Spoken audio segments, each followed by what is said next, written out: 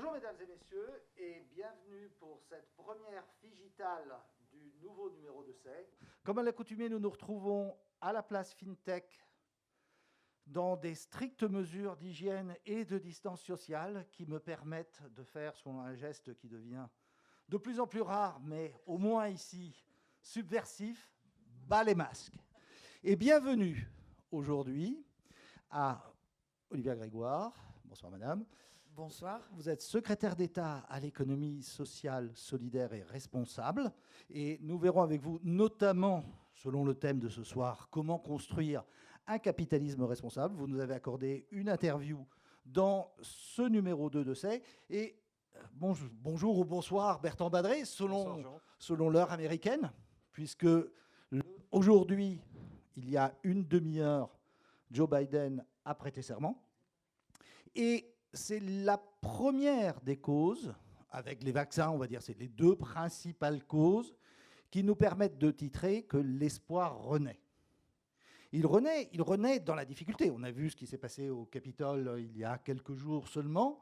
On connaît, Madame la Ministre, toutes les polémiques sur le déploiement des vaccinations. Mais aujourd'hui, clairement, on peut se donner espoir, on peut se dire que 2021 s'annonce sous de meilleurs auspices. Bertrand Badré, vous avez été banquier en France, puis directeur général de la Banque mondiale. Vous avez créé un fonds d'investissement à New York, Blue Like an Orange. À Washington. À Washington. Sans donc finalement pas si loin. C'est une nuance importante. On n'est pas exactement dans le temple de la finance, mais on essaie de créer des temples latéraux. Et donc vous êtes encore plus proche pour que je vous demande en entrée de cette conversation peut-être un mot sur cet espoir spécifique qui est né à Washington il y a une demi-heure. Quelles sont les premières promesses de cette administration Biden naissante? Écoutez, d'abord le fait qu'on ait pu aller jusqu'au bout de l'exercice malgré les événements au Capitole il y a quelques jours est déjà en soi un signe important. Mon épouse à Washington me racontait le déploiement des forces de sécurité, 25 000 soldats, c'est-à-dire beaucoup de gens l'ont noté, beaucoup plus que toutes les troupes déployées en Afghanistan, en Irak ou ailleurs. Donc on a une ville avec une zone verte comme il y avait en Irak il y a quelques années. Mais des symboles extrêmement forts, l'hommage que Joe Biden a prêté hier soir aux 400 000 victimes du Covid, le fait qu'il a déjà annoncé avant qu'il prend toute une série de décisions dès aujourd'hui. Et moi qui aime beaucoup l'histoire, ça me rappelle une inauguration qui est probablement celle qui lui ressemble le plus en termes de dramatisation d'enjeux, celle de Franklin Delano Roosevelt en 1933. À l'époque, il y avait déjà eu le débat, il était inauguré en mars. Et on a déjà trouvé ça très long, c'est à ce moment-là qu'on a raccourci en janvier. Peut-être qu'on va trouver que cette fois-ci aussi c'était un peu long et qu'on va raccourcir encore. Et Franklin Roosevelt, effectivement, dès son inauguration, dès le soir, avait pris toute une série de mesures. Et notamment, parce que le problème c'était la confiance, à l'époque c'était une crise de crédit notamment, il avait décrété ce qu'on appelle en anglais banking holiday, c'est-à-dire on ferme les banques et on arrête tout. Et 10 jours plus tard, il avait fait sa première discussion au coin du feu à la radio, Fireside Chat, en expliquant aux Américains, My fellow Americans, je vais vous expliquer comment fonctionne une banque. Il avait magnétisé la population littéralement et les gens étaient revenus apporter leur argent. On avait rouvert les banques. Et on se souvient de son adresse inaugurale que Biden aurait pu faire sienne aujourd'hui. La seule chose dont il faut avoir peur, c'est la peur elle-même. Et donc il y a ce moment symbolique de bascule qui est important, qui n'est pas suffisant en soi, mais qui est extrêmement important. Il y a quelque chose de nouveau dans l'air. Il s'est passé quelque chose. Il va falloir qu'ils construisent dessus. Ça va être extrêmement difficile. La crise du Covid, la crise financière, la crise démocratique. Ça fait quand même un ensemble d'enjeux qui, encore une fois, me rappellent les défis auxquels était confronté Roosevelt il y a presque un siècle.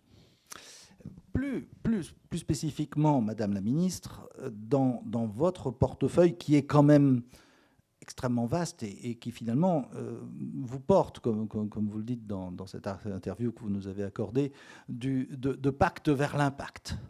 Vous aviez commencé avec la loi Pacte à introduire des notions comme l'entreprise à mission, à renforcer la responsabilité sociale et environnementale de l'entreprise, ou du moins donner aux entreprises la possibilité de la renforcer. Et vous développez maintenant toute cette perspective d'un capitalisme responsable inspiré par certaines des valeurs de l'économie sociale et solidaire. Nous aurons l'occasion d'y revenir, mais pour rester sur Joe Biden, nous avons beaucoup parlé de l'importance, par exemple, de l'importance des négociations internationales sur les normes. Quel espoir l'administration Biden peut-elle apporter pour cette construction d'un capitalisme responsable? Déjà, ravi d'être ici et de partager cet échange. Et c'est un plaisir d'avoir Bertrand Badré en vrai, puisqu'on échange souvent en transatlantique, mais c'est un plaisir de l'avoir ici à Paris. Déjà, c'est un signal en termes d'état d'esprit, je crois. C'est sans présager et n'ayant pas ni ma vie à Washington, ni l'expérience qu'a Bertrand Badré des États-Unis. Je connais un peu les États-Unis, mais c'est vrai que je crois que c'est d'abord une source d'espoir en matière d'apaisement peut-être d'un certain nombre de nos relations transatlantiques. Je ne suis pas sûr pour autant qu'il faille être naïf, et Bruno Le Maire le dit d'ailleurs assez souvent avec lucidité. Nous n'allons pas assister à un changement 360 de la politique économique américaine, que ce soit en matière parfois de soutien à ces entreprises ou en matière d'influence, voire de développement, parfois à prosélyte, de ces normes. Ça ne va pas changer. Je pense que l'enjeu qui est devant nous et qui nous occupe très souvent avec Bertrand Badré, notamment de la révision de la directive NFRD sur laquelle vous avez eu la sympathie de m'interroger, parce que c'est vrai que ce sujet a tous les apparats d'un sujet très technique, pour pas dire techno, assez européen, assez peu compréhensible a priori. Quand vous parlez, et j'étais hier encore devant les députés de notre représentation nationale de taxonomie et de Non-Financial Reporting Directive, d'abord vous faites crier dessus parce que vous parlez en anglais, ce qui n'est pas toujours évident. Il s'avère que NFRD, c'est le nom consacré en Europe et que nous parlons souvent en anglais en Europe pour parler la même langue. Il ne va pas y avoir de révolution, mais je pense que ça va nous faciliter une chose.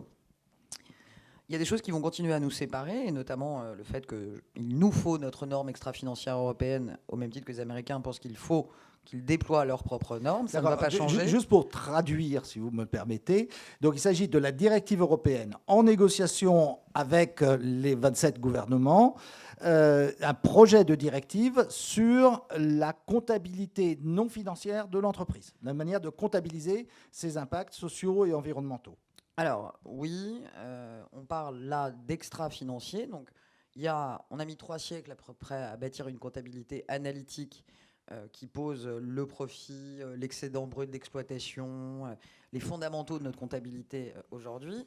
Et nous avons, depuis maintenant quelques mois, des travaux en cours qui vont commencer à s'ouvrir dès le mois de mars, puisque à la fin mars, la commissaire Mairead McGuinness, qui est irlandaise, sous l'égide du commissaire Valdis Dombrovskis. Je le dis parce que les commissaires européens, il faut dire leur nom, il faut les incarner. Ce sont des hommes et des femmes en chair et en os.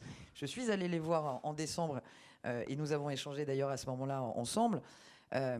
Nous allons ouvrir un cadre pour créer cette comptabilité qui, au-delà du profit, va chercher à évaluer, quantifier et ensuite noter les performances, environnementale, S, sociale, G, de gouvernance des entreprises. Ce qui nous amènera dans quelques années, après les transpositions dans les pays, donc il va nous falloir peut-être 3-4 ans. Il nous a fallu 3 siècles, je le rappelle, pour la comptabilité d'aujourd'hui. On peut peut-être prendre 3 ans pour bâtir la comptabilité de demain. Je pense que c'est pas trop long. Et l'idée, c'est qu'ensuite, dès les années 2024, peut-être un peu avant, mais vous aurez, quand une entreprise ira voir son banquier ou son investisseur, il aura sa photo bilan financier, mais il y aura aux côtés du bilan financier le bilan extra-financier, et ça va créer ce que j'imagine moi une forme de performance globale, financier, extra-financier. On se projette. Mettons que vous avez une entreprise qui n'a pas un profit extraordinaire cette année parce que vous avez développé une nouvelle ligne de produits, que ça n'a pas très bien marché, parce que le Covid, parce que tout ça, ou pour mille et une raisons. Vous allez voir votre banquier, vous lui demandez un emprunt de 10 millions pour financer une nouvelle ligne. Il y a quand même 9 chances sur 10 qui vous disent, à l'aune de l'expérience passée, je ne vais pas la financer, votre profit n'est pas là, le profit n'est pas là, le bénéfice est faible, je n'ai pas de rentabilité. Aux côtés de ça, dans quelques années, Il regardera en revanche votre performance, votre impact environnemental, social et de gouvernance. Et il vous dira peut-être, monsieur Rognetta, oui, bon, c'est vrai que la première ligne de produit que vous allez lancer, elle n'est pas top. Donc je ne suis pas très chaud pour dire simplement pour remettre 10 millions d'investissements. Mais c'est vrai que quand je regarde les efforts que vous faites en matière de décarbonation de votre industrie, vous avez fait des sacrés progrès là dans votre usine, en modifiant votre façon de produire, en décarbonant vos procédés. Puis c'est pas mal votre prime de participation là que vous avez permis à tous les salariés d'en bénéficier. Vous avez partagé la valeur créée. Ah oui, c'est bien parce que vous êtes bien noté sur le volet S. Vous avez une bonne performance sur le volet S. À l'aune de votre moyenne performance financière, mais votre bonne performance ESG, bah, je vais prendre mon risque. Et ça, c'est très important parce que on est quand même dans une époque, et je ne doute pas qu'on va y arriver. Et je l'ai vu 3 ans et demi au Parlement. Il ne faut pas mentir à nos jeunes qui en bavent beaucoup en ce moment. Ils ont envie, nos jeunes, qui sont les salariés d'aujourd'hui et de demain, les épargnants de demain, les investisseurs de demain. Ils cherchent du sens. Cette révolution de l'extra-financier, elle ne va pas se faire en 3 jours. Et je crois qu'il faut leur dire la vérité. C'est néanmoins par là que passe l'évolution du capitalisme. Alors on n'est pas sur la surface. C'est pas très médiatique, c'est pas très communicant, et ça ne vous permet pas de faire des coups politiques si vous me l'autorisez. Mais c'est la tectonique des plaques. Et c'est ça qu'on va toucher avec NFRD à compter du mois de mars. Et c'est une grande année parce que, et j'en termine, je vais tout faire, et je peux vous dire qu'Emmanuel Macron lui-même le souhaite, pour que ce sujet de l'extra-financier soit porté haut et fort par la France pendant la prochaine présidence française de l'Union européenne en 2022. Le regard peut-être du financier, du praticien, J'avoue, sur le reporting extra-financier. Parce que Blue Like an Orange, donc votre le fonds d'investissement que vous, justement très ESG, on va dire pour simplifier, que vous avez créé au sortir de la Banque mondiale, cela fait donc combien d'années maintenant? le fonds a été créé au printemps 2017, donc bientôt 4 ans. Et concrètement, la vie d'un investisseur correspond à ce que vient de décrire Olivier Grégoire? Pas encore. Pas encore. Aujourd'hui, et je dis souvent aux gens que je rencontre, j'ai 2 cerveaux. Un cerveau qui se démène avec les règles telles qu'elles existent et un cerveau qui, avec des gens comme Olivia ou d'autres, disent bah oui, mais ces règles, elles me contraignent, donc on va aussi travailler sur les règles à venir. Mais la réalité, c'est qu'il faut quand même faire avec le monde tel qu'il est, encore une fois, sans renoncer au monde tel qu'il devrait être. Alors, dans le monde tel qu'il est, on peut quand même faire des choses. Il ne faut pas non plus dire qu'on ne passe pas de l'ombre à la lumière, mais c'est difficile et ce n'est pas forcément valorisé immédiatement. Et donc, c'est vrai que pour un fonds comme Blue Like an Orange, on doit, et on y arrive d'ailleurs, combiner la performance financière avec l'impact. Alors, ça veut dire quoi en termes concrets ? Ça veut dire que si vous demandez à un assureur ou à un fonds de pension d'investir dans un fonds comme Blue Like an Orange, il a des obligations, ce qu'on appelle fiduciaires, et donc il a l'obligation, c'est même pas quelque chose qui lui fait plaisir, il a l'obligation, c'est l'argent que vous lui confiez, et vous êtes confortable que vous lui confiez l'argent et qu'il va obéir à des règles, vous n'êtes pas en train de les questionner, ces règles, il est confortable qu'il va être rémunéré du risque qu'il prend. Et donc on est bien dans un sujet à 2 inconnus, risque et rendement. Et donc ça, je fais avec. C'est-à-dire que dans Blue Like an Orange, on rémunère le risque au niveau où il doit être rémunéré dans les marchés aujourd'hui. Et en plus, on a une approche d'impact qui va d'ailleurs un peu au-delà de l'ESG. L'ESG, c'est, pour parler anglais, les best efforts, c'est-à-dire qu'on se met en position de prendre en compte la dimension environnementale, la dimension sociale, la dimension de la gouvernance. C'est quelque chose qui va évoluer, comme l'a dit Olivia, mais qui pour l'instant reste largement déclaratif et largement sur la base de l'intention. Donc on dit on va faire ça. L'impact, c'est non seulement dire on va faire ça, donc avoir l'intention d'aller dans cette direction, mais se mettre en position d'être mesuré. Dire voilà, je vais faire ça, et puis on va voir si effectivement je fais plus, moins bien ou autant que ce que j'ai promis. Et donc dans le système d'aujourd'hui, voilà comment on peut jouer. Dans le système de demain, et vraiment ça c'est mon autre cerveau, et de dire comment est-ce qu'on fait évoluer cette équation rendement-risque en ayant une équation rendement-risque-impact ou rendement-risque-durabilité. C'est-à-dire comment en fait on réintègre le profit dans la vraie vie. D'une certaine manière, le profit aujourd'hui, et encore une fois, c'est la règle, on aime, on n'aime pas, ça a été posé à 50 ans, très précisément en septembre 1970 par Milton Friedman dans un article fameux du New York Times. L'objet de l'entreprise est de maximiser le profit. Ce qui veut dire en français courant, le profit est une fin en soi. Alors, ce n'est pas dire que le profit est mal, ce n'est pas du tout ça l'idée. Je pense qu'il faut que les entreprises soient profitables pour se développer. Simplement, il faut faire un tout petit mouvement en passant du profit comme fin en soi au profit comme moyen en vue d'une fin. Et cette fin, c'est bien de traiter les problèmes de la planète, les problèmes de ses habitants.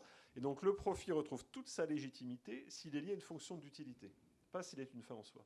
Et à partir de là, on peut reconstruire effectivement l'ensemble des normes, non seulement comptables, mais la manière dont vous rémunérez les gens, la manière dont on traite les obligations fiduciaires, la manière dont on rapporte l'activité d'une entreprise, la manière dont fonctionne la gouvernance, qui est un sujet très important, très souvent ignoré.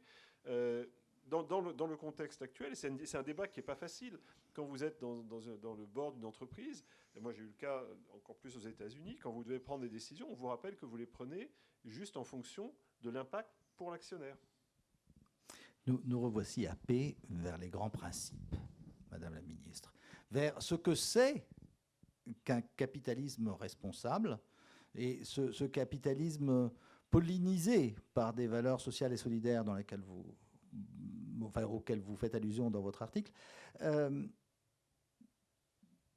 Est-ce que cette vision est-ce que le gouvernement français partage la vision de Bertrand Badré, ou est-ce que c'est l'inverse? Et comment aller plus loin, avant de revenir vers la comptabilité et les enjeux pratiques et législatifs? Non, on est complètement convergents. Moi, j'évite de dire que j'ai deux cerveaux, parce que comme je suis ministre et qu'on a déjà suspecte beaucoup de choses, je ne voudrais pas en plus qu'on me taxe d'avoir deux cerveaux. Et donc, c'est très bien pour un investisseur. Ce n'est en rien de la schizophrénie, mais je serais forcément taxé de schizophrénie. Mais Bertrand Badré a complètement raison. Ce que j'aime bien dans ce qu'il dit, si vous voulez, c'est qu'il n'y a pas de grand soir. Il n'y a pas un jour on est dans la nuit, et un jour on sera dans la lumière. D'abord, on n'est pas dans la nuit. Pas faire porter au capitalisme non plus tous les fléaux du monde. Je suis pas toujours le beau rôle, mais je me permets de le rappeler. C'est aussi le capitalisme qui a permis aux femmes, dans des pays en voie de développement, le libéralisme a quand même aussi contribué à diffuser le progrès médical et à faire baisser la mortalité infantile, a permis l'émergence de classes moyennes dans des pays en moins de 2 générations, que ce soit la Chine ou l'Inde, et on peut juger comme occidentaux. Il n'en demeure pas moins que ce sont des progrès quand même fantastiques. Et comme j'aime bien l'histoire, c'était pas forcément gagné en 1950 sur la Chine, par exemple. Bon.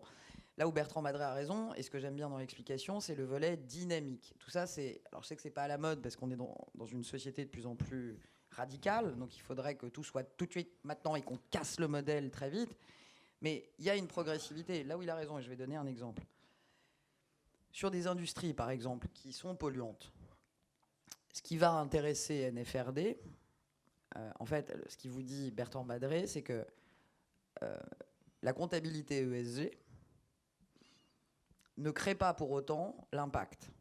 Je m'explique. Vous allez, pardon, je fais facile, mais vous allez remplir des tableaux dans quelques années avec votre performance environnementale, sociale et de gouvernance.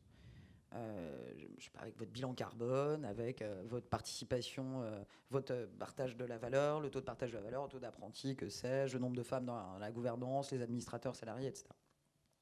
Ça va donner une photo à instant T 2023 ou 2024. Mais tout ce qui intéresse, et Pascal Canfin est passionnant là-dessus, sur la taxonomie aussi, puisque ça marche Autre auteur du numéro de SEC que nous aurons sans doute en visioconférence la semaine prochaine. Et il est très intéressant dans l'articulation, il faut l'interroger sur l'articulation taxonomie et NFRD. Il est très intéressant quand il vous explique sur la taxonomie que ce qui compte, ça va être la dynamique.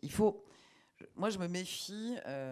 Voilà, tout ce qui est excessif, comme dirait l'autre, est assez insignifiant, et je crois que c'est une bonne règle en ce moment. Il va falloir embarquer des industries, c'est aussi l'objet du plan de relance, dans leur transformation. Vous ne décarbonez pas une industrie qui a des centaines d'années en 6 mois. Il faut des machines, il faut revoir les process, c'est un changement en profondeur. Ça peut prendre 2 ans de décarboner à 30 ou 40% votre industrie. C'est des chantiers monstrueux pour les industriels. Ce qui va compter, c'est la dynamique. C'est le chemin que vous aurez parcouru entre T0 et T1. Et c'est ça qu'on viendra noter. Et tout le travail qui est passionnant au plan de la donnée et de la data, parce que tout ça passe par la data, c'est que quand vous remplissez des tableaux de comptabilité financiers ou extra-financiers, ça ne crée pas ipso facto une dynamique. Ça vous met un instant T de façon statique. Il faut qu'on bosse aussi, et je sais que Bertrand Badré, et pour le coup, on est raccord là-dessus aussi. Derrière la triple comptabilité ESG, vous avez la mesure de l'impact, l'impact measurement, où les Américains sont d'ailleurs, là aussi, très en avance. On doit se réveiller en Europe, au-delà des NFRD et de la comptabilité ESG, pour travailler sur la méthodologie de mesure de l'impact. On ne va pas aller condamner ou mettre en avant dans un name and shame des entreprises qui partent de très loin au plan environnemental. Ce qui est intéressant, c'est de les faire pivoter, de les faire bouger. Donc c'est une démarche dynamique et non statique. Le capitalisme responsable, qui s'inspire pour certains de ses fondamentaux des valeurs de l'économie sociale et solidaire. On est un grand pays de l'économie sociale et solidaire. Ça fait 3 siècles que ça existe dans notre pays. Donc, on a du recul sur le SS. Il y a par exemple des fondamentaux sur les piliers S et G. En matière du partage de la valeur, dans les coopératives, il y a des modélisations qui sont assez anciennes, qui sont très intéressantes, qui sont remises au goût du jour d'ailleurs. Benoît Hamon, en 2014, a créé les CAE et les SKIC, coopératives d'activité et d'emploi par exemple, qui sont des sortes de couveuses pour des jeunes qui prennent leurs risques et qui se disent on va mutualiser beaucoup de choses jusqu'aux revenus et aux bénéfices. Donc il y a des nouvelles modélisations d'entreprises, nouveaux types de partage de la valeur, et il y a en matière de gouvernance dans l'ESS, dans l'implication souvent des bénéficiaires, des sociétaires, notamment les mutuelles, je vous le rappelle, font partie de l'ESS. Les mutuelles, par exemple, il y a tout un travail de gouvernance à mener qui est très intéressant. Les conseils d'administration des mutuelles sont les émanations des sociétaires. Comment vous mettez de la parité dans des conseils d'administration de mutuelles qui, par nature, couvrent des métiers d'hommes? On a beaucoup de boulangers, j'illustre. J'en parlais avec Pascal Demurger, qui est aussi un collègue du capitalisme responsable. Et PDG de la Maïf. Et patron de la Maïf, et qui travaille beaucoup et qui fait. Il ne fait pas que dire, il fait. Et il expérimente dans sa boîte. Et c'est très, très intéressant de voir qu'en réalité, il me disait, à juste titre, la mutuelle des boulangers, vous avez quand même 80 ou 90% de boulangers hommes. L'émanation du conseil de direction ou conseil d'administration de la mutuelle et celle des sociétaires. Vous aurez 80% d'hommes dans les conseils de direction. Comment on injecte de la parité et l'égalité femmes-hommes? Voilà un peu les sujets qui nous travaillent, qui viennent aussi de l'ESS et qui font le capitalisme responsable. Alors, je suis un peu dérouté, parce que la politique est beaucoup plus technique dans ses réponses que le financier. Non. Et ça fait partie de ces surprises que génère l'édition de C'est, et c'est un grand plaisir. Mais alors, du coup, je vais vous proposer de partager le temps qui nous reste dans les 3 ou 4 sujets qui ont été évoqués et parler d'abord d'environnement, puis de social, enfin puis de gouvernance et enfin d'économie sociale et solidaire, donc de coopératives, de mutuelles, de votre portefeuille, Madame la Ministre. Mais avant cela, j'ai quand même quelque chose qui me démange. J'ai reçu, quand nous avons envoyé les invitations pour cette soirée ou ce webinaire, comme on voudra, un mail d'un ami presque aussitôt qui me disait « Pour un capitalisme responsable, tu te vends dans les oxymores ». Je ne vous dirai pas si cet ami vient de la droite ou de la gauche, mais il m'a rappelé vos démêlés avec certains milieux patronaux au moment de l'entreprise à mission, Madame la Ministre. Mais je me tourne vers le banquier philosophe. Un capitalisme responsable, c'est un oxymore ? Banquier philosophe, c'est peut-être aussi un oxymore au point où nous en sommes. Voilà. Non, je crois pas. Et encore une fois, quand on voit l'histoire du capitalisme qui a muté, il n'y a pas eu une forme gravée dans le marbre à l'origine dans laquelle on devrait tous se prosterner. Moi, ce que je trouve toujours très intéressant, Nietzsche avait cette expression sur la généalogie de la morale, il y a une généalogie des modèles capitalistes. Et donc, il ne faut pas se prosterner, puisqu'on parle de philosophie, et dire, voilà, je veux dire, on peut dater Milton Friedman, 1970, il y a un avant et un après. C'est un modèle qui a eu ses succès, Olivier Grégoire le rappelait. Il a quand même tiré une partie du monde de la pauvreté. Il a trouvé ses limites dans la crise financière il y a une dizaine d'années. Ce n'est pas anormal ni amoral de dire il y a un modèle qui suit. De même qu'avant, il y avait le modèle des 30 Glorieuses. Et Milton Friedman, d'ailleurs, le disait bien lui-même. Il a dit quand le modèle post-Seconde Guerre mondiale a trouvé ses limites, le mien était prêt. Et bien voilà, on est en train de préparer la suite. Et dans 30 ou 40 ans, il y aura une suite au modèle dont on parle aujourd'hui. Et c'est parfaitement normal. Donc j'ai pas d'angoisse de ce point de vue-là. Le capitalisme, c'est un modèle vivant. C'est une manière d'accumuler du capital, de l'investissement pour faire progresser l'économie. Après, par construction, il doit être responsable. Si vous avez, ce qui serait horrible, c'est que vous ayez un capitalisme irresponsable. Alors là, je ne sais pas de quoi on parlerait. Et donc, c'est bien les limites qu'on a touchées, notamment, moi, ayant vécu très très près les années 2007, 2008, 2009. Et c'est à ce moment-là, d'ailleurs, que le banquier, je ne vais dire pas dû devenir philosophe, mais dû devenir pédagogue. J'étais à l'époque directeur financier du Crédit Agricole. Et donc c'est vrai que j'allais pratiquement toutes les semaines dans un département différent, rencontrer les sociétaires, les actionnaires, la presse, etc. Et au début, j'étais bien habillé et tout, j'avais mon discours techno, ça passait pas très bien. Et à un moment donné, il faut expliquer concrètement de quoi on parle. Pas se cacher derrière un discours technique, mais dire, bah voilà, c'est ça qui se passe, voilà ce que ça signifie. Et à partir de là, bah, vous arrivez à expliquer tout ça. Il n'y a pas de frontière infranchissable. Et donc, et d'ailleurs, je pense qu'on a un devoir d'explication. Moi, le moment qui pour moi était un moment de rupture et dont on n'a pas fini de payer le prix, c'est l'été 2008, l'automne 2008. Été 2008, en France, le grand débat, vous pouvez regarder les unes des journaux, c'était le RSA. Martin Hirsch avait été nommé haut commissaire par Nicolas Sarkozy pour créer le RSA. Et on a débattu tout l'été pour savoir s'il fallait faire le RSA dans tout le pays ou faire un prototype dans une région, combien de millions on allait consacrer, 300, 500, 700. Et le débat était autour de ça. Les ordres de grandeur, c'était quelques centaines de millions d'euros. Arrive la faillite de Lehman Brothers, 15 septembre 2008. Le plan qu'on avait à l'époque appelé plan de soutien au financement de l'économie française, pour ne pas dire plan de soutien aux banques, ça aurait été politiquement difficile. Et là, on mobilise plus de 400 milliards d'euros. Je me souviens de mes premières réunions dans certains départements. Les gens me disent, attendez, on met 2 mois, on ne trouve pas 1 milliard pour les plus pauvres, et là, en 15 jours, on trouve 400 milliards pour les banques. Je prends mon ton le plus technocratique, je dis, ça n'a rien à voir. D'un côté, c'est de l'argent budgétaire, de l'autre, c'est des garanties. D'ailleurs, l'État va gagner. Voilà. Ça tient 15 minutes. Et après, les gars disent, ok, très bien, mais voilà, c'est pas vrai. Dans l'esprit des gens, il y a 400 milliards pour les riches et les puissants, et on ne trouve pas 1 milliard pour les plus pauvres. C'est évidemment très simpliste, mais c'est ça qui a marqué. Et quand j'ai raconté, je me souviens, j'ai raconté cette histoire, c'était à Atlanta, je crois. J'avais été invité par une banque américaine, mais c'était pareil chez nous. Quand on a fait le plan Paulson de soutien aux banques, 700 milliards, what's in it for me? Ça n'a pas changé. Et voilà, et donc on a une crise de confiance qui est venue à ce moment-là, parce qu'on n'a pas su expliquer pourquoi c'était important de sauver les banques, etc. Et donc on a gardé dans l'esprit des gens l'idée que, en fait, on avait apporté de l'argent aux riches et aux puissants. Évidemment, c'était plus compliqué. Et donc, il faut qu'on ait le courage d'expliquer tout ça. Ce n'est pas anormal. Et sortir de cette dichotomie de dire, là, c'est un oxymore, capitalisme responsable. Oui, si on le prend. Ce que je dis toujours, c'est vraiment la sagesse populaire. Elle dit 2 choses. Elle dit une première chose, l'argent est un bon serviteur et un mauvais maître. Il faut rappeler ça. Ou Sainte Thérèse d'Avila, que j'aime bien citer, dit, l'argent est un excrément du diable, mais un merveilleux engrais. Et la sagesse populaire dit aussi une chose, c'est que entre la main et l'outil, c'est la main qui contrôle l'outil et pas l'outil qui contrôle la main. Le capitalisme, comme la finance, comme l'argent, c'est des outils. Et donc, il ne faut pas se plaindre si on ne sait pas contrôler l'outil. Olivier Grégoire.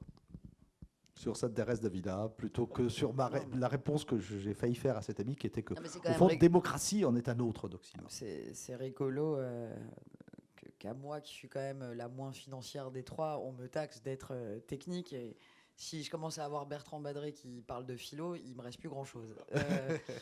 Que vous dire? J'aime beaucoup Sainte Thérèse d'Avila. Non, je veux dire...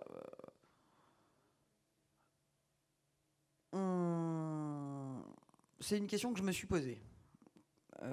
Parce que j'ai contribué à l'élaboration du secrétariat d'État en termes de sémantique dont j'ai la charge. Et on s'est posé la question avec mon collaborateur à l'époque.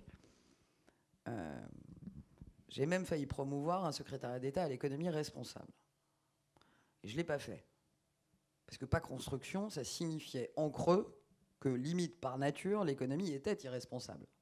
Puisqu'il fallait créer un secrétariat d'État à l'économie responsable. Après, un peu comme Bertrand Badré, voilà, il s'avère que je suis allé échanger avec ma belle famille au fin fond de notre Bourgogne, pas la plus riche, et que j'ai parlé avec Tante Solange. Et je vais vous dire, Tante Solange, elles sont fous. Pardonnez-moi, Jean Rognetta, mais là, pour le coup, je suis sûr d'être comprise. Elle en a rien à foutre de ces débats sémantiques. Voilà. Tante Solange, qu'on parle de capitalisme responsable, durable, d'impact, de performance, tout ça, et bon. Ce qui l'intéresse, c'est un peu comme disait Bertrand Badré, et c'est drôle, cette expérience que tu racontes de 2008, parce que j'étais en débat cet après-midi sur en partie le RSA jeune. J'ai comme l'impression que c'est un peu les mêmes débats qu'il y a 13 ans parfois. Moi, on me fait des ratios sur il y a 0,8% du plan de relance qui viennent servir les plus fragiles. Voilà, c'est des... Et à ce moment-là, alors continuons les parallèles. Moi, je suis en charge d'une économie qui représente 10% du PIB et j'ai 1,3 milliard d'euros sur 100 milliards, donc j'ai que 1% du PIB alors que cette économie... Bon, comparaison n'est pas raison. Mélangeons pas relance et urgence. Typiquement sur le RSA, faux débat, on fait énormément de choses dans l'urgence pour pallier conjoncturellement à cette urgence. Pour autant, on n'a pas nécessairement envie, typiquement sur le RSA, d'enclencher des politiques structurelles parce que ça n'est pas... on n'y croit pas et qu'on ne veut pas offrir à nos jeunes, ce que je comprends, un seul horizon qui est celui d'un minimum social. Donc on veut de la formation et on veut de l'engagement sur l'emploi. Tout ça pour dire que quand tu fais de la politique, ce que j'essaye de faire, et je crois que c'est noble, il faut s'astreindre. Alors moi, j'utilise plus pédagogie parce qu'au bout d'un moment, j'en peux plus, et ce mot, j'en peux plus, mais c'est notre boulot de nous faire comprendre. Et moi, je dis souvent, d'ailleurs, jusqu'au plus haut niveau de l'État, quand on ne se fait pas comprendre, et ça nous est arrivé, moi j'ai fait beaucoup d'études de communication, ça n'est jamais la faute du récepteur, pardonnez-moi, c'est toujours la faute de l'émetteur. Donc à nous de travailler pour nous faire comprendre.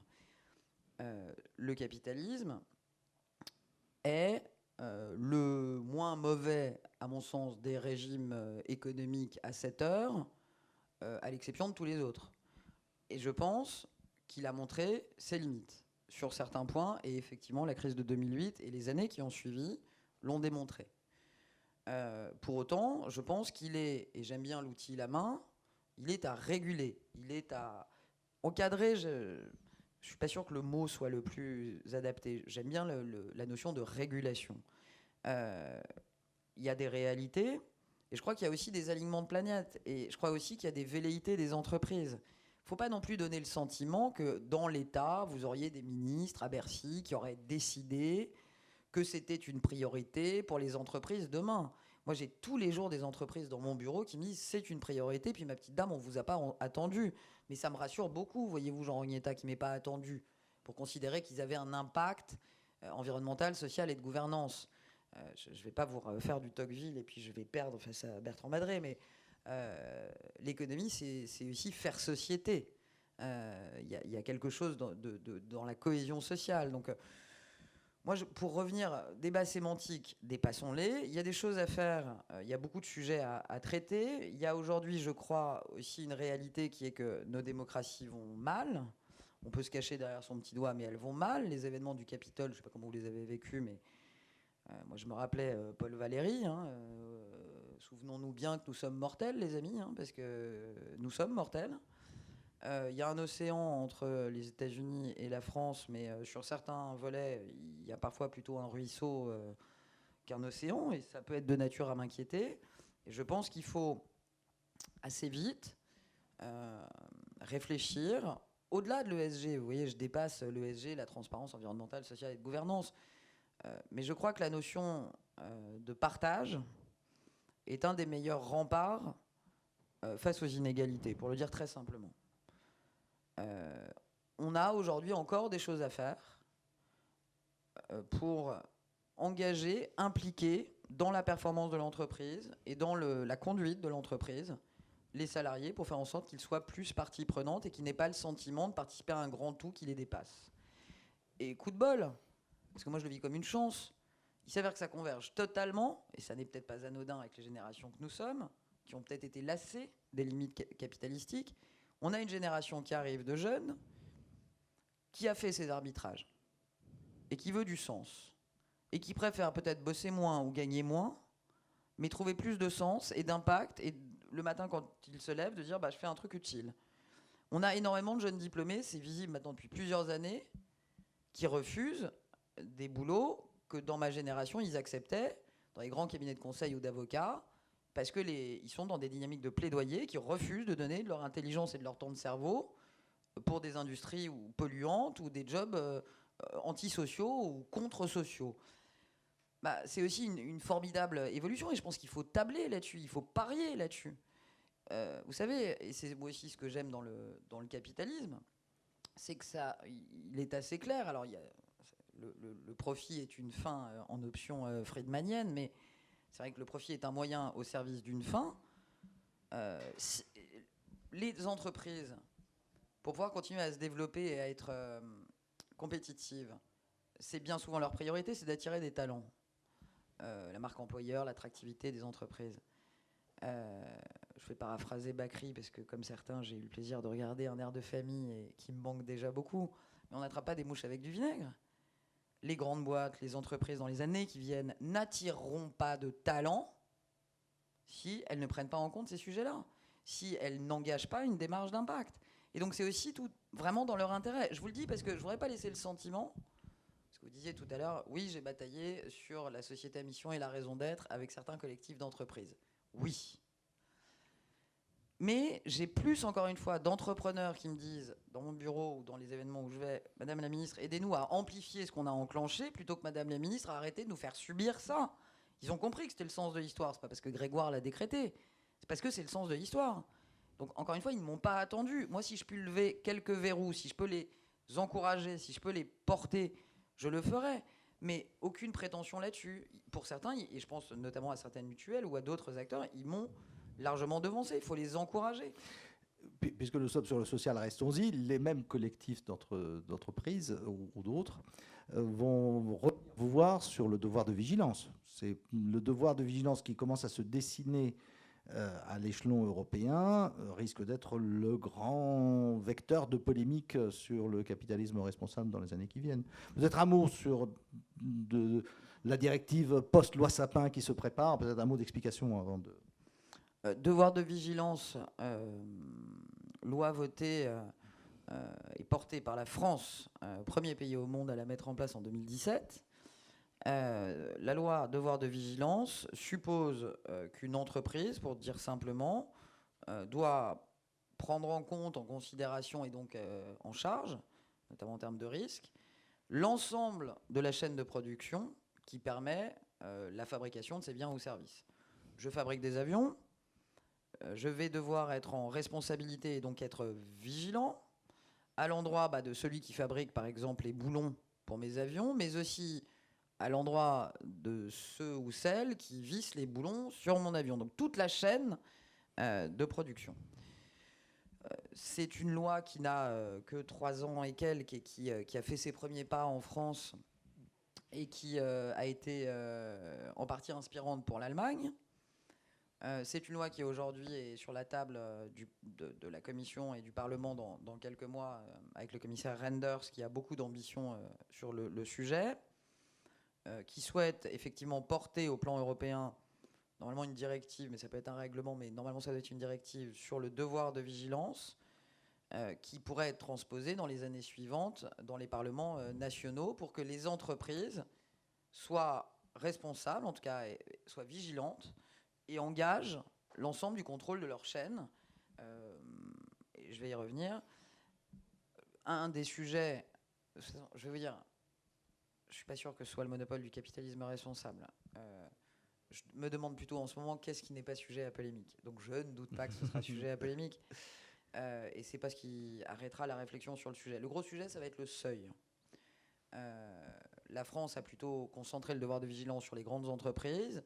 Il y a des volontés en Europe d'abaisser le seuil. Il faut qu'on trouve un équilibre entre 5000 salariés et 50 salariés. Il faut aussi tenir compte de la relance et d'entreprises, pour certaines, qui vont se relever sacrément abîmées quand la marée se retirera et que les boîtes n'auront plus le chômage partiel. Je pense à la France et les aides, etc. Il y a tout un temps qui va être difficile, on ne va pas se mentir. Et donc, il va y avoir ces débats qui vont se développer en Europe. Moi, je pense que le devoir de vigilance est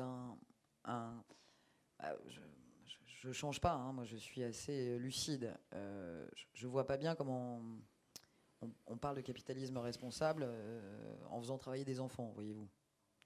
Donc, je pense qu'on ne fera pas l'économie d'un devoir de vigilance européen et je pense qu'il se calera possiblement sur le projet français.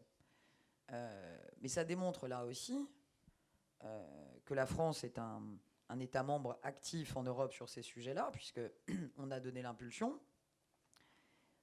Et je veux juste vous confier, entre NFRD, donc la directive extra-financière en mars, et les travaux sur le devoir de vigilance qui pourraient être finalisés, en tout cas première mouture, dans l'année qui vient, Mered McGuinness, qui est en charge de l'extra-financier, me disait à Bruxelles... les gens que ce soit d'ailleurs les médias, les intermédiaires, mais aussi les entreprises, n'imaginent pas the avalanche of achievements, l'avalanche de conséquences et de changements que l'extra-financier, couplé au devoir de vigilance, apporte.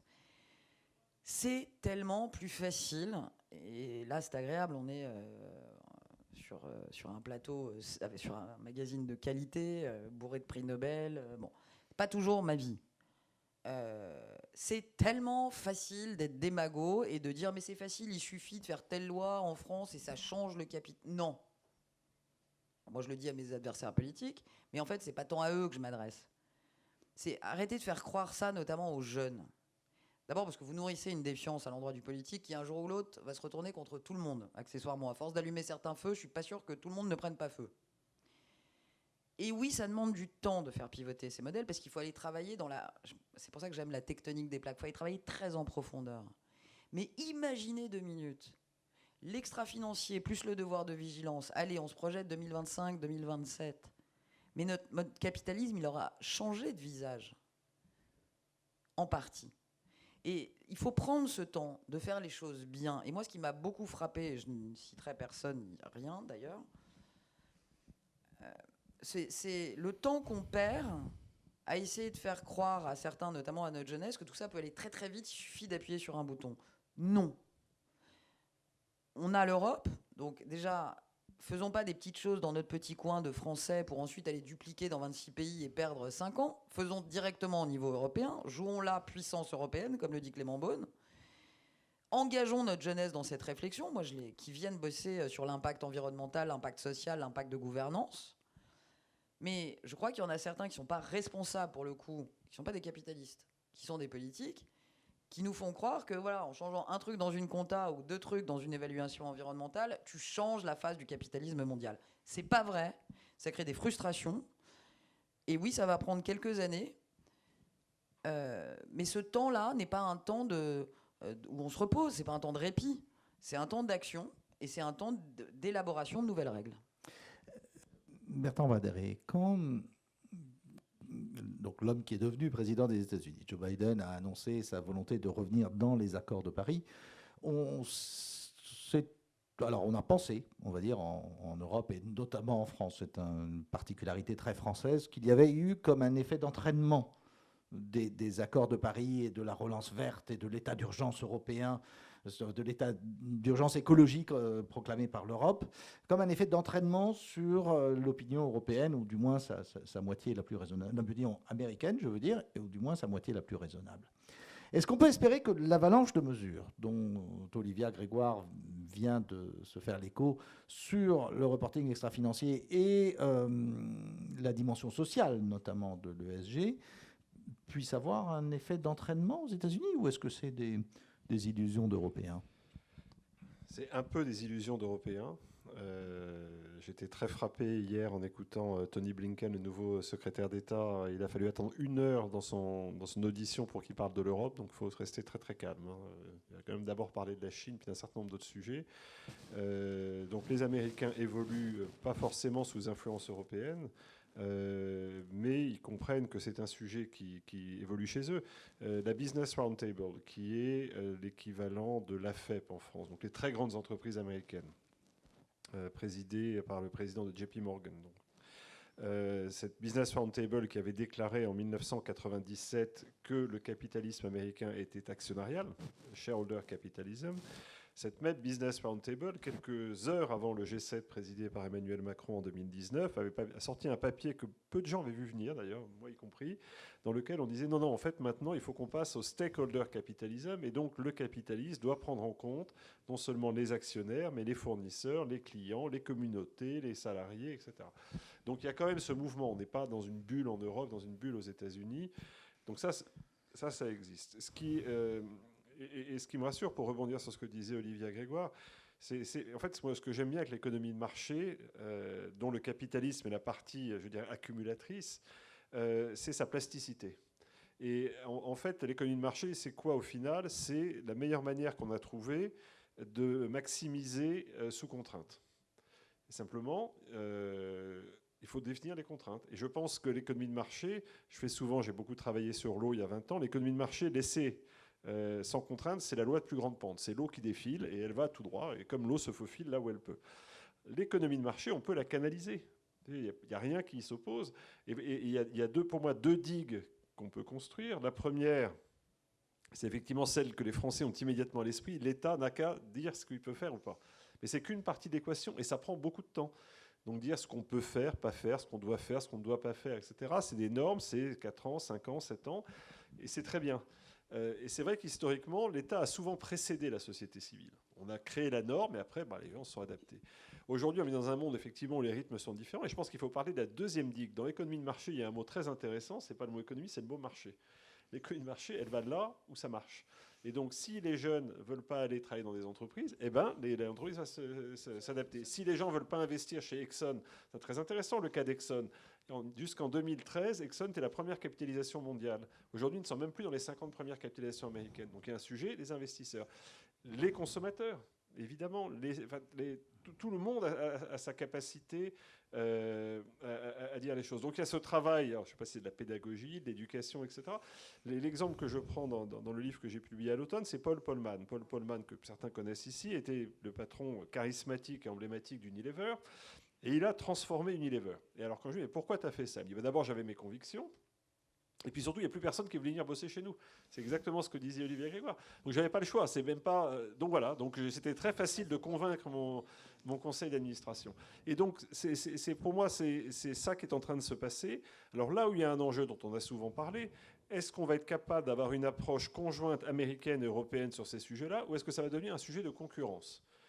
Et je ne sais pas. Ce qui est intéressant, c'est qu'avec Trump, c'était clairement un sujet de concurrence. Avec Biden, je ne sais pas. Et ça va être intéressant de voir si, par exemple, dans un format G7 qui sera un peu plus apaisé, on peut discuter de ces questions-là ensemble, sans que l'Amérique, qui est meilleure que nous à ça, nous impose sa vision du monde. Et pour aller dans la droite lignée de ce que vient de dire Bertrand Badré, c'est effectivement un sujet dont on a souvent parlé. Déjà, moi, j'essaie de me prévaloir de toute naïveté. Je vous l'ai dit au démarrage. Biden et Harris, ils vont changer énormément de choses. On l'a vu déjà la nuit dernière. Ça a fait du bien à tous de voir deux couples main dans la main à Washington. Et les premiers mots de Kamala Harris étaient, en tout cas personnellement, m'ont fait beaucoup de bien. Ça ne veut pas dire qu'ils vont venir demain prendre la performance extra-financière européenne. Bon. Est-ce que on peut espérer que ce soit un peu moins raide dans le rapport concurrentiel entre la norme américaine et la norme européenne à venir? Oui. Est-ce qu'on peut espérer avec le retour dans le jeu des Américains avec John Kerry et les accords de Paris, qui est une volonté affichée, ça va aller vite, on connaît les 100 premiers jours, donc ça va aller assez vite sur le volet accord de Paris. Moi, je m'occupe... je travaille, c'est le président qui s'en occupe, je travaille modestement et je contribue aux travaux de la Climate Disclosure TCFD, qui est une initiative mondiale post-G7 qui aligne pas moins de 31 acteurs, dont les plus gros fonds souverains, dont des fonds américains, dont les fonds français, au service du climat. Ça veut dire rien de moins, TCFD, que par exemple les fonds souverains s'engagent. La coalition pèse 30 000 milliards de dollars. Il y a tout le monde. Quand ils s'engagent et qu'ils disent on n'investit plus dans le charbon, je ne sais pas si vous mesurez ce que ça veut dire. This is a revolution. C'est terminé pour le charbon. Je veux dire, quand on s'aligne avec autant de puissance, et ça c'est le président depuis 3 ans qui travaille ardemment, que ce soit au plan de la finance durable comme de la biodiversité, pas plus tard que lundi dernier. Et ça, je sais, et ça me frappe d'ailleurs, toi qui prends l'avion souvent. C'est incroyable comme on n'arrive pas à le valoriser dans notre pays. Moi, je fais des échanges avec mes homologues dans d'autres pays, et notamment le World Forum for Responsible Economy. Je ne vais pas vous faire la liste parce qu'on n'aurait pas le temps, mais du nombre de premiers ministres ou de ministres de l'économie du monde entier, de l'Indonésie au Canada, qui m'ont dit, Madame Grégoire, racontez-nous 2 trucs. Racontez-nous le budget Bercy vert et racontez-nous comment vous faites votre truc de convention citoyenne. Ils nous regardent, pas comme un modèle, mais comme des gens qui sont en train d'expérimenter des pratiques environnementales et en faveur de la mutation environnementale qui sont hyper inspirantes. Je vous le dis parce que le président l'a dit il n'y a pas longtemps au CESE, et comme je suis aussi sur la Convention citoyenne, c'était intéressant. il l'a dit avec un peu d'impertinence, mais je vais vous le répéter, et il a raison, c'est quand même un fantastique pays, la France. Moi, j'ai été vice-président de la commission des finances pendant 3 ans, enfin 2 ans. On m'a mis la tête comme ça sur le budget vert et notre capacité à dire ce qui est dans le budget de l'État, vert ou pas vert. On le fait. Est-ce que j'ai eu un journaliste, et vous savez l'amitié que j'ai pour les journalistes, qui est venu nous questionner à Bercy pour voir le Bercy vert? Personne. Et les trains qui arrivent à l'heure ne sont pas Non, mais c'est d'actualité, pas ça. Madame C'est que la moi, ce qui ministre. m'inquiète des fois, c'est que la vice-première ministre canadienne s'intéresse plus à comment on a fait le Bercy vert pour le faire au Canada que nos propres praticiens ici. Donc, oui, je pense que le Biden, ça va changer. Il y a une chose sur laquelle ça peut permettre une ouverture. Et pardon, je vous pique pas votre boulot, mais je voudrais avoir l'avis de Bertrand Badré sur un truc. Ouais, j'adore. Moi, le principe de paresse est quand même le grand gouvernement de mon existence, Madame la ministre. Il y a eu une tribune il y a une semaine que j'ai parcourue, donc je ne l'ai pas lu totalement, mais est-ce que vous pensez que, au-delà de la concurrence entre la norme américaine et la norme européenne, il y avait un papier intéressant sur l'idée de bâtir une sorte de métanorme américaine, européenne, allez, on va le dire, une norme mondiale. Et il y avait un papier assez intéressant dans Le Monde d'un économiste, je crois, qui disait que l'administration Biden lui laissait espérer qu'à défaut de faire une guerre de tranchées de normes extra-financières, à défaut de parvenir à imposer la norme européenne aux États-Unis, ce qui est aussi une gageure difficile, on pourrait peut-être co-construire notre norme entre les États-Unis et l'Europe. Est-ce que ça vous semble complètement naïf ou est-ce Non, que c'est possible? c'est ce que je disais tout à l'heure. On a aujourd'hui une Europe qui est plutôt en avance, qui est plutôt plus sincère et plus profonde dans ses réflexions sur ces sujets-là. Donc ça, c'est vrai. Après tous les travaux qu'on a évoqués, la taxonomie, les différentes directives, etc., il n'y a pas d'équivalent aux États-Unis. En revanche, ce que les Américains ont, j'allais dire, dans les 2 digues que je mentionnais, on est assez bon sur la norme, ils sont assez bons sur le marché. Et donc, il y a peut-être quelque chose à faire en joignant nos efforts. Et on a tout à y gagner dans un monde où il y a un autre acteur dont on va beaucoup parler, qui est la Chine, et un modèle de capitalisme qui est un tout petit peu différent. Et donc, si on revient aux sources que je disais tout à l'heure, ça fait un peu repli occidental, mais le G7, c'est un endroit où on peut discuter de ça. Au fond, le G7, c'était les économies qu'on appelait industrielles à l'origine, qui pesaient, quand elles ont été créées, 50% de l'économie mondiale. Aujourd'hui, on est quand même plutôt à 30-35%, mais on pèse toujours. On a une capacité à tendre la main, et de ce point de vue-là, une administration Biden et une commission européenne telle qu'elle est aujourd'hui, avec les leaders, y compris le président français. Moi, j'ai beaucoup travaillé avec les pays émergents. Et ils sont en attente de ce genre de discussion. Ils ne veulent pas qu'on leur impose. Il ne faut pas que le G7 soit pour le reste du monde ce que Paris peut apparaître pour la province en France. Donc, les bobos du G7 disent au reste du monde, vous allez voir ce que vous allez voir, on va faire du durable, du résilient et de l'inclusif. Non, il faut aller travailler avec eux. Mais il y a une capacité à aller au-devant du Nigeria, du Brésil, de l'Inde, et dire que peut-on construire ensemble. Et je pense qu'il y a une vraie opportunité. Il ne faut pas être naïf, c'est pas facile, les enjeux sont gigantesques et on n'a pas toujours la même vision du monde. Alors quelquefois on en parle de manière théorique, l'exemple dont on parlait souvent avec Olivier Grégoire. Prenons un cas très simple, la diversité. Mais d'un mot, parce que nous arrivons à la fin de notre heure de conversation. Pour rendre concret l'idée que c'est pas technique. Alors, tu fais le social et je fais l'environnemental, mais on va conclure sur un truc très concret. Voilà. Sur le social, j'ai vécu à Washington, le sujet Black Lives Matter, la diversité. Alors tout le monde maintenant, il va je vais donner 1 milliard, 2 milliards, 10 milliards, 100 milliards sur la diversité. Et c'est vrai qu'aux États-Unis, j'ai été dans le recensement américain, j'ai rempli mon truc. Et la question du recensement qui paraîtrait lunaire en France, on vous demande votre nom, votre adresse et après votre race. Et c'est tout. C'est ça le recensement américain. On ne demande pas si vous avez des toilettes, etc. Non, on vous demande votre race. Et donc, quand on parle de diversité, vu des États-Unis, c'est la diversité ethnique dans l'entreprise, ce qui est complètement en opposition au modèle de citoyenneté français. Donc, vous voyez, ce n'est pas un sujet technique. Un autre exemple, un peu caricatural, mais qui pourrait arriver aussi, l'extraction de schiste n'est pas promue en France. Sur des grandes boîtes d'énergie, ce sera valorisé possiblement sur le pilier environnemental aux États-Unis, si la norme américaine l'emporte. Et on verra des grands groupes d'énergie français et européens mal notés, déjugés en performance environnementale, parce qu'on ne pratique pas d'extraction de gaz de schiste. C'est ça qui est passionnant, et c'est pas pour rien que y a aussi beaucoup d'intellectuels philosophes qui s'intéressent à ce sujet. Il y a une question culturelle dans la norme qui est très intéressante. Bien sûr, une norme, c'est heureusement précis, un peu raide, tangible, chiffré, etc. mais c'est perclus, ça suinte d'une culture. Et parfois, on le mésestime, ça. Pour conclure, j'aime pas trop la complainte. Et j'aime beaucoup Nietzsche. Deviens ce que tu es. On n'a qu'une vie, enfin, je crois, en tout cas, je sais pas. Jusqu'à Il y a preuve beaucoup du de choses de contraire. possibles si tant est qu'on s'en donne les moyens. Et c'est vrai que l'espèce de dépression auto-immune et de la stratégie de pleureuse, par exemple, qu'a pu avoir notre pays, sur oh, que c'est triste de voir les agences de notation partir, quitter l'Europe. Oui, chaque effet a des causes. Et les mêmes causes reproduisent les mêmes effets. On a fait une erreur en 2000-2001, enfin une erreur. On a délégué la norme comptable, on a soumis la norme européenne à la norme IFRS en lead américain. Aujourd'hui, c'est à peu près le même sujet. La question, c'est est-ce qu'on refait la même erreur? Est-ce qu'on prend un autre chemin, la troisième voie, ensemble, ce qui serait à mon sens la plus géniale?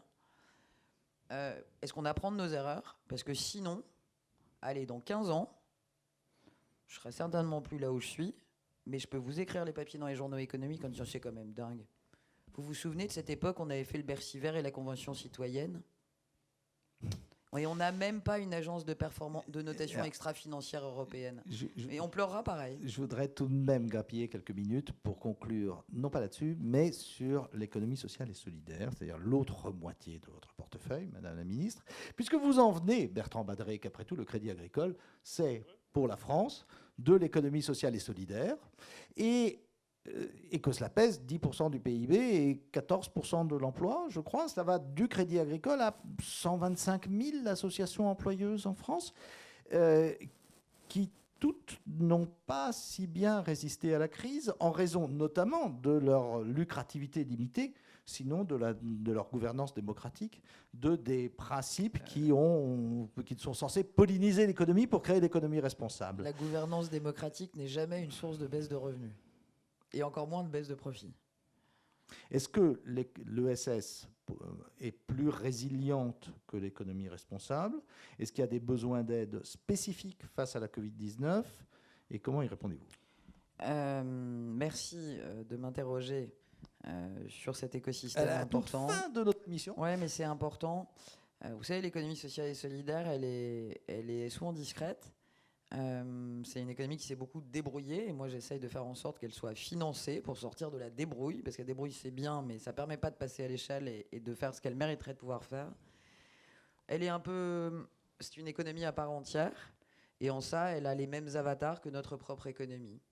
Au même titre que beaucoup d'entreprises, les acteurs de l'ESS ont terriblement souffert de la crise, et au même titre que d'autres entreprises, et peut-être un peu plus dans l'économie sociale et solidaire, certaines en ont tiré leur épingle du jeu de façon extraordinaire.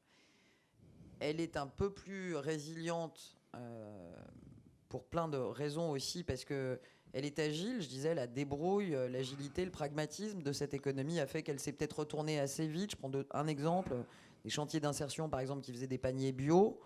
Quand on a tous été confinés entre mars et mai, les marchés étaient fermés.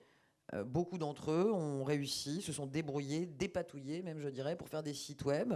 Et plutôt que de prendre la camionnette pour aller amener les paniers bio sur les marchés et les vendre, ils ont pris la camionnette pour amener les paniers bio chez les gens. Et ils ont été me trouver du plus 30% de chiffre d'affaires. Donc il y a une plus forte résilience et un moindre besoin d'aide. Alors il y a je sais de quoi je parle. La résilience n'empêche en rien l'aide. Elle est résistante, cette économie. Après, il y a tout un pan qui a énormément souffert. Et je pense effectivement aux petites associations employeurs. Il y a la même différence entre une petite asso employeur et une grande, qu'entre une TPE et une boîte du CAC 40. C'est la même histoire, par exemple, quand tu vas chez ton banquier. Vous finissez l'histoire. C'est toujours moins facile pour la petite asso employeur. Elles ont des caractéristiques structurelles. Faiblesse, voire absence de fonds propres, très faible trésorerie. Vous ajoutez à ça le fait qu'en général, notamment ces associations, leur ADN, c'est d'aider les autres. Elles ne sont pas du tout obsédées par aller chercher des aides, demander de l'aide. Il y a beaucoup d'autocensure aussi dans cette économie qui dit non mais je ne vais même pas aller demander, de toute façon j'ai pas le temps, je ne sais pas comment on fait, puis de toute façon je ne l'aurai pas, cette aide. Donc j'ai un problème de non-recours important.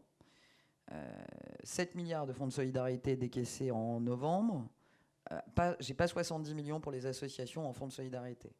L'État est prêt à financer, mais les associations viennent pas. Donc, je veux leur faire dire et redire, et par tous les biais et par tout le monde, qu'elles sont éligibles.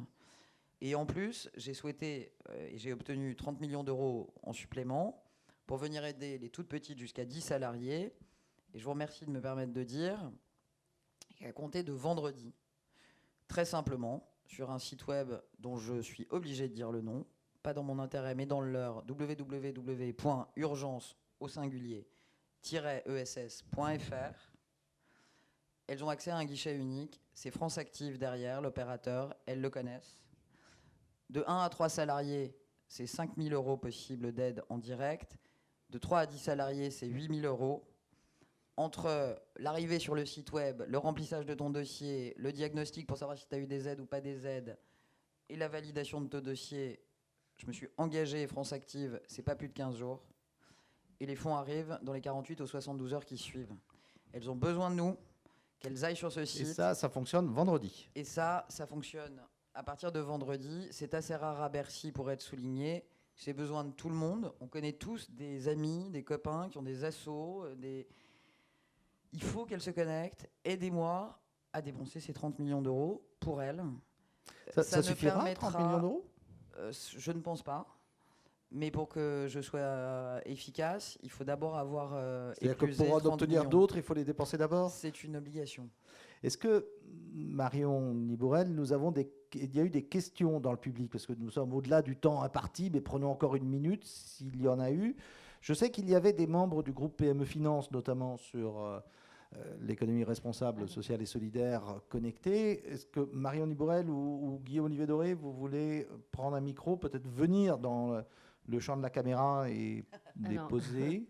Moi, en régie, j'ai une remarque d'un auditeur et une question. La remarque, c'était le fait de faire attention à ne pas opposer EBITDA et ESG dans toutes les discussions en cours, pour ne surtout pas faire penser que durable n'équivaut pas aussi à profit. Ça, c'était la remarque. Et ensuite, on a une question d'un auditeur qui dit que de nombreuses entreprises sont déjà engagées dans des démarches de RSO à partir du référentiel de la norme ISO 26000 notamment. Et donc la question est, ne pensez-vous pas que dans 10 ans, une entreprise sera RSO ou ne sera plus? Et où je me permets de rajouter ESUS ou ne sera plus. Alors très vite. Alors je vais demander à la plus technicienne des ministres de nous expliquer peut-être ce que c'est que le RSO. Il y a bien plus technicien que moi, faites attention. D'abord, ça me fait plaisir d'entendre parler de RSO parce que c'est un de mes combats, de faire bouger la RSE à la RSO. Mais qu'est-ce que c'est? En fait, c'est la même chose, pour la faire très courte, de ce qu'on demande aux entreprises, appliqué à l'ensemble des organisations, dont l'État, figurez-vous. Et donc, c'est la responsabilité sociale des organisations. Et c'est très intéressant, parce qu'il y a un truc qui est très intéressant aux États-Unis et qui font parfois, voire souvent mieux que nous, c'est l'exemplarité, le practice what you preach. Si l'État, la puissance publique, veut être fort pour engager les entreprises dans ces transformations, dont je répète que la plupart d'entre elles n'ont pas attendu l'État pour prendre ce chemin, il faut le pratiquer soi-même. Tu peux pas. Enfin, moi, je sais pas. Après, il y en a d'autres qui savent. Mais moi, je sais pas comment on dit à des entreprises qu'il faut, par exemple, une politique d'achat responsable, et je choisis volontairement ce sujet, si l'État, par exemple l'ensemble des ministères, n'est pas aligné sur une politique d'achat responsable. C'est valable pour l'insertion des personnes handicapées, autre sujet que j'affectionne. Bon.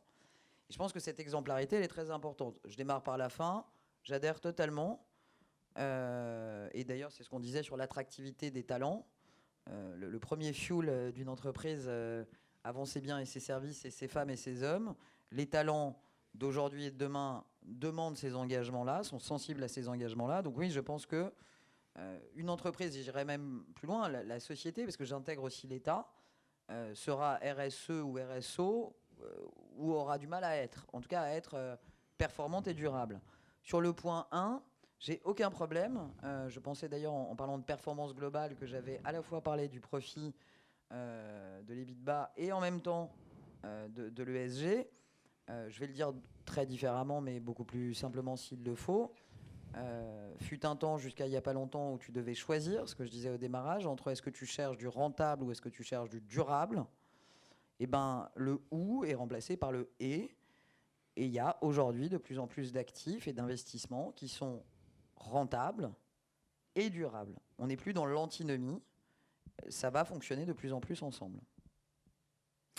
Bertrand Badré, un mot sur durable et rentable, peut-être, puisque... C'est ce que je disais au tout début, c'est qu'on a une industrie financière qui aujourd'hui fonctionne sur 2 pieds, risque et rendement, et qui devrait fonctionner sur 3 pieds, risque, rendement, impact, risque, rendement, durabilité. Et il faut l'intégrer. Ce n'est pas un gros mot, ça fait partie des choses qui seront valorisées par le marché. Je reviens toujours dans l'économie de marché, il y a marché.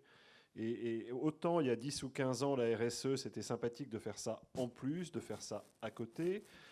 C'était un peu le patron disait bah oui, ça nous coûte un peu, mais c'est bien pour l'image.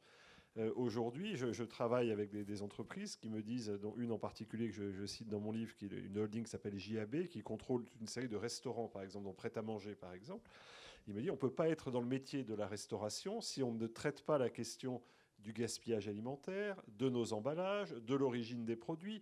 C'est pas un choix du patron qui essaie d'être sympathique, c'est une exigence du marché, point barre. Donc ça devient un sujet qui n'est plus un sujet d'arbitrage financier, mais un sujet stratégique. Et je pense que si le marché va dans cette direction, eh ben, l'économie de marché, elle va suivre. Je cède la conclusion. Ah ben non, Eh ben voilà, il n'y aura pas de conclusion. Merci, mesdames et messieurs. Merci, madame la ministre. Merci Bertrand Badré. Et à dans 15 jours tout au plus pour la prochaine Figitale. Merci et au revoir. Merci. Au revoir.